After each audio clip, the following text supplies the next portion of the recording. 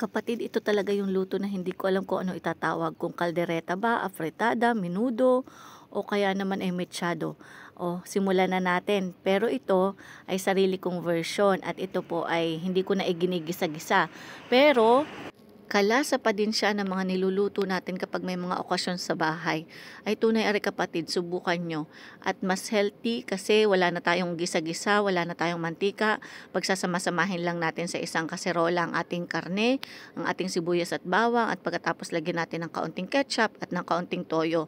Tapos lalagyan ko din yan ng tubig para pabulakan natin yung karne at para lumambot. At ito naman kapag na-simmer na natin o napabulakan na natin, magre-reduce din yung tubig nito. Kaya okay lang kahit medyo mapadami kayo ng tubig.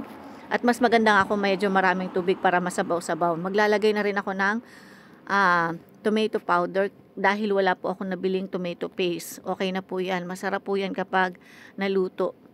At hahalu-haluin lang po natin at pagkatapos ay tatakpan lamang natin at papabulakan natin at hintayin lamang po natin na lumambot ang ating karne. Lagyan na din po natin ng paminta at ng kaunting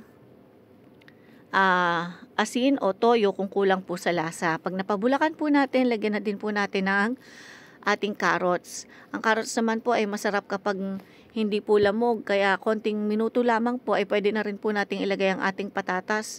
Mas maganda po sa ating mga gulay ay yung half cook po at hindi masyadong lamog. Ito pong mga gulay ilalagay po natin kapag maluto na po yung ating karne o malambot na po ang ating karne. At pagkatapos ilagay na rin po natin ang ating beans, frozen po ang ginamit ko at ang ating pasas.